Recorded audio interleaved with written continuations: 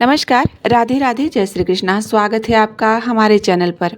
आज की इस वीडियो में हम बात करेंगे कि यदि आप पहली बार करवा चौथ का व्रत धारण करने जा रही हैं तो आपके मन में जो सवाल उठते हैं उन्हीं सवालों का जवाब लेकर हम आपके बीच में उपस्थित हुए हैं।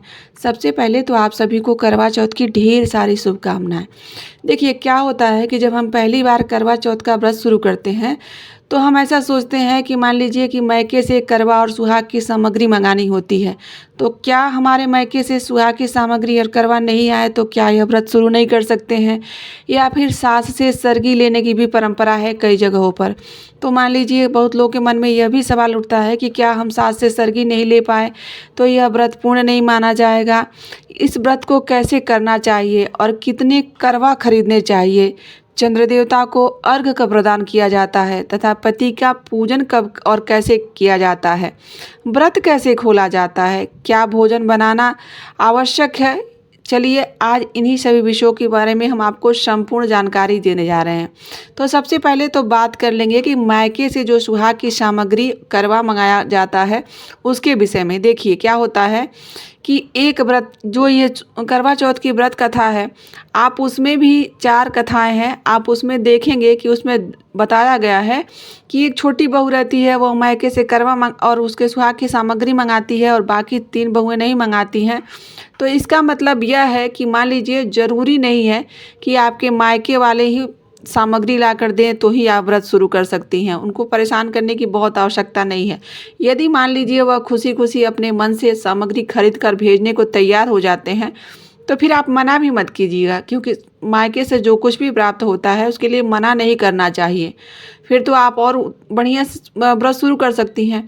परंतु यदि मान लीजिए आपके मायके से नहीं यह सामान आ पाता है तो आप अपने भी स्वयं मार्केट करके और स्वयं से भी सामान खरीद कर इस व्रत को कर सकती हैं।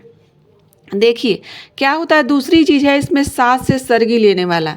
तो अक्सर हम टीवी सीरियल में ही इस चीज़ को देखते हैं कि सास सुबह उठ के सरगी देती है, फिर बहू खाती है, उसके बाद व्रत शुरू करती है। ऐसा हमारे शास्त्रों में कहीं लिखा नहीं गया है। शास्त्र से सरगी खाने की कहीं बात लिखी ही नहीं गई है। सरगी खाने की ही बात नहीं लिखी गई है। यह तो सब जो आगे नए नए लोग या फिर पारंपरिक चीज़ें होती हैं। मान लीजिए आपके यहाँ होता है, आपकी सास ऐसा करती आई हो या फिर आपकी सास करती हो तो आप कर सकती हैं, आपके यहाँ वह पारंपरिक चीज़ है। परंतु ऐसा कहीं किताबों में भी नहीं लिखा गया है कि हम सरगी खाकर ही व्रत करें या फिर सरगी लेना जरूरी होता है। शास्त्र पुराणों में भी इस प्रकार का कहीं वर्णन नहीं किया गया है। अब देखिए, क्या होता है दूसरी चीज़ कि मान लीजिए कि जैसे करवा चौथ का व्रत लोग धारण करते हैं तो 4 बजे ही उठ करके और 3 बजे उठते हैं, 3 बजे उठकर स्नान ध्यान कर कर फिर 4 बजे उठकर फिर सरगी खाते हैं, जिसमें कुछ ड्राई फ्रूट्स या बहुत लोग पूड़ी इत्यादि भी खा लेते हैं। और उसके बाद जब 5:30 बजे या सूर्योदय जब होने वाला हो रहता है, उसके बाद से लेकर वह कुछ नहीं खाते हैं। तो देखिए, हमारे वहाँ तो क्या होता है, हम आपको बता दें कि हमारे वहाँ तो ये परंपरा है कि हम लोग जब कोई भी व्रत करते हैं तो हम तो व्रत के एक दिन पहले से ही शुद्ध और सात्विक भोजन ग्रहण करते हैं। उस दिन से हम लहसुन प्याज भी नहीं खाते हैं। उसके बाद रात्रि में हम लोग ब्रश इत्यादि करके जब सोते हैं, और व्रत के दिन तो हम लोग ब्रश भी नहीं करते हैं। जैसे मान लीजिए टूथपेस्ट कहा जाता है कि शुद्ध नहीं होता है, तो हम टूथपेस्ट भी यूज नहीं करते हैं। हम लोग दातुन यूज करते हैं, जैसे नीम का हो गया या फिर अमरूद इत्यादि का दातुन। हम लोग आम का भी दातुन नहीं करते हैं, क्योंकि ऐसा माना जाता है कि आम वंश स्वरूप है, तो आम का भी दातुन नहीं तोड़कर हम करते हैं। और 12 बजे के बाद, व्रत के एक दिन पहले से 12 बजे के बाद तो हम लोग कुछ मुंह में अनाज का टुकड़ा भी नहीं रखते हैं। तो खैर, अपनी अपनी परंपरा है। और टूथपेस्ट में बताया भी गया है कि वह पूर्ण रूप से शुद्ध नहीं होता है, इसलिए हम लोग व्रत के दिन टूथपेस्ट यूज नहीं करते हैं। आप बात करेंगे कि अगले दिन को मान लीजिए कि यदि भोर में उठ के आप सरगी खा लेती हैं, तो ऐसा कहीं लिखा नहीं है। परंतु ऐसा है कि देश में रीति रिवाज या लोग अलग अलग अपनी परंपराएं हैं, तो उस हिसाब से लोग करते हैं। अब जब आप सूर्योदय जैसे ही होता है, आप व्रत का संकल्प लेती हैं। व्रत का संकल्प लेना बहुत ज़रूरी होता है। कोई भी कार्य करने से पहले आप यदि ईश्वर के सामने उस कार्य के लिए संकल्प लेते हैं तो वह पूर्ण माना जाता है। आप भगवान से प्रार्थना करते हैं कि हे भगवान, मैं इतने साल तक इस व्रत को धारण करने वाली हूँ। बहुत से ऐसे लोग हैं कि 12 या 18 वर्ष के बाद इस व्रत का उद्यापन कर देते हैं, और बहुत सी ऐसी महिलाएं हैं जो इस व्रत को आजीवन करती रहती हैं। यह व्रत अपने पति की लंबी आयु के लिए रखा जाता है। तो इसी प्रकार का भगवान गणेश जी के सामने अक्षत लेकर और पुष्प लेकर संकल्प करिए और कहिए कि हे प्रभु, मैं इस व्रत को इतने साल या फिर इस व्रत को करने जा रही हूँ, आप मुझे इसको पूर्ण करने में मेरी सहायता कीजिए, मुझ पर कृपा कीजिए। और फिर वह भगवान के सामने समर्पित कर दीजिए उस चीज़ को। वो जो आपके हाथ में अक्षत और फूल है उसको भगवान के सामने चढ़ा दीजिए।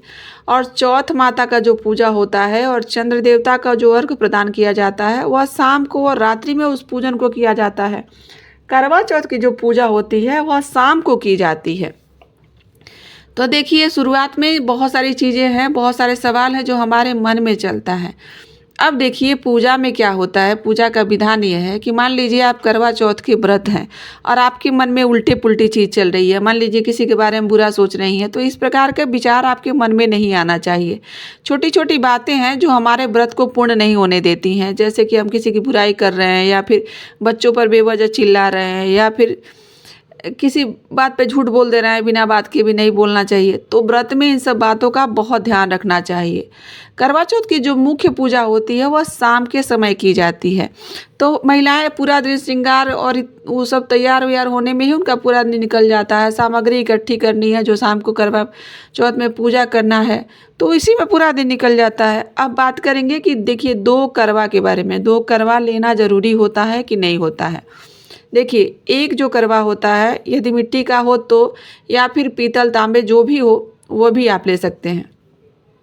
तो एक जो करवा होता है उसे हम चंद्र देवता को अर्घ प्रदान करते हैं और बाद में उसी करवा से पति के हाथ से जल पीकर हम व्रत खोलते हैं।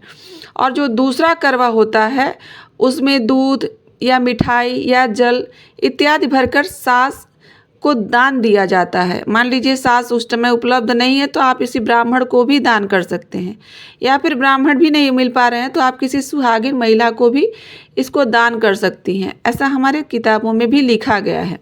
अब खास चीज़ बात करते हैं पूजा की विधि में कि हम जब चौथ माता को सुहाग की सामग्री जो अर्पित करते हैं वो गौरी माता को भी, मतलब गौरी माता भी को भी अर्पित करते हैं। तो जो सुहाग की सामग्री होती है वह क्या किया जाए। देखिए, या तो वह आप किसी ब्राह्मणी को दे दीजिए या फिर आपकी सास को आप सुहाग की सामग्री जब दान करती हैं तो सास को दे दीजिए, या फिर आपकी कोई बड़ी ननद हो या फिर जेठानी हो, आप उन्हें भी वह चीज़ें, उनका पैर छूकर उनसे आशीर्वाद प्राप्त करके वह चीज़ें उन्हें दे सकती हैं। अगर मान लीजिए कि आपको, बहुत से ऐसे लोग हैं जो निर्जला व्रत धारण करती हैं, परंतु बहुत से ऐसी महिलाएं हैं जिन्हें मान लीजिए स्वास्थ्य कारणवश या फिर कुछ ऐसे नहीं बहुत लोग रह पाते हैं, तो अगर आपको बीच में कमजोरी जैसा महसूस हो रहा है तो आप चाय पानी पीकर भी इस व्रत को कर सकती हैं। इसमें आपकी मर्जी है, आप कितना श्रद्धा भाव से या फिर कितना अपने आप को मतलब उस तरह से तपा सकती हैं, कर सकती हैं, तो वो आपके ऊपर है।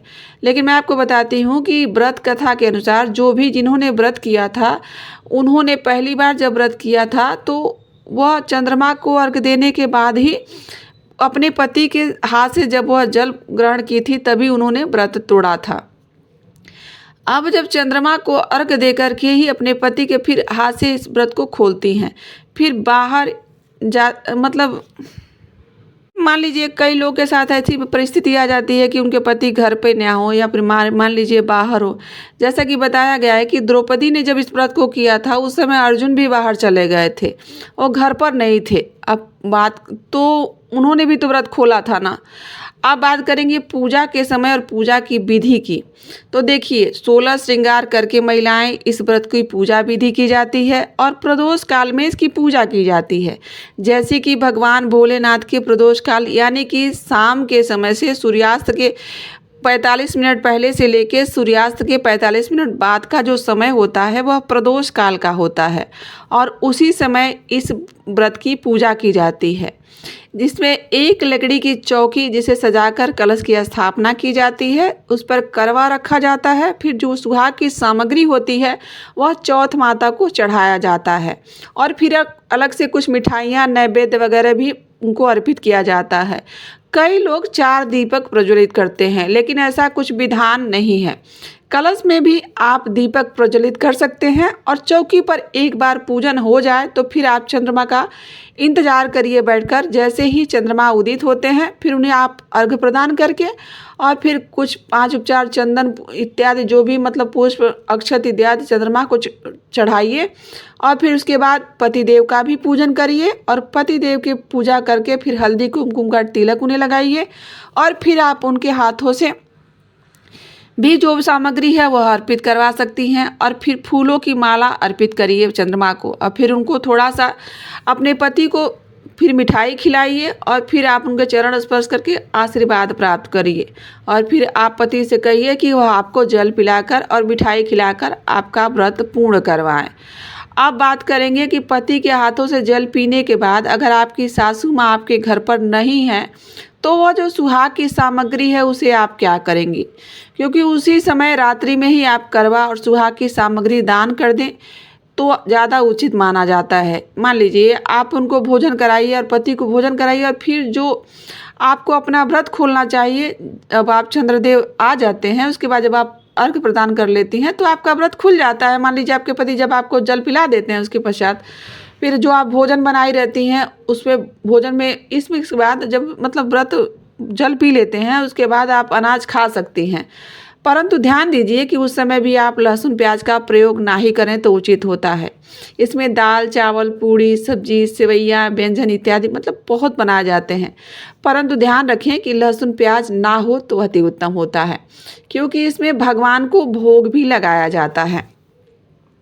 बहुत सी जगह पे ऐसा होता है कि महिलाएं भगवान के लिए एक थाली में पहले शुद्ध रूप से भोजन निकाल कर फिर भगवान के पास ले जाकर उसे चढ़ा देती हैं। यदि आप ऐसा नहीं कर पाती हैं तो आप घर पर ही जितनी सामग्री बनाई है भोजन के लिए वह सब थाली में विधिवत रूप से सजाइए और फिर उसको जल लेकर आप 3 बार ऐसे आचमन करिए और बोलिए कि त्वदीयम वस्तु गोविंदे तुभ्यम समर्पये। हे प्रभु, यह सब आपका ही है और मैं आपको समर्पित करती हूँ।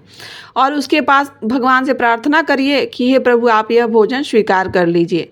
उसके पश्चात आप गाय को रोटी खिलाइए, उसके बाद पति को पहले भोजन कराइए, घर में जो बड़े बुजुर्ग हैं उनको पहले भोजन कराइए, उसके बाद आपको भोजन करना चाहिए और आपका व्रत पूर्ण माना जाएगा।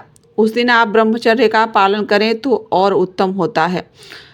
तो देखिए क्या होता है कि बहुत से जगह पर पति ऐसा मतलब कुल मिलाकर ये समझिए कि पिक्चर और जो सीरियल में हम देखते हैं ना उसमें काफ़ी चीज़ें भ्रांति वाली होती हैं। उन सब चीज़ों से हमें दूर ही रहना चाहिए।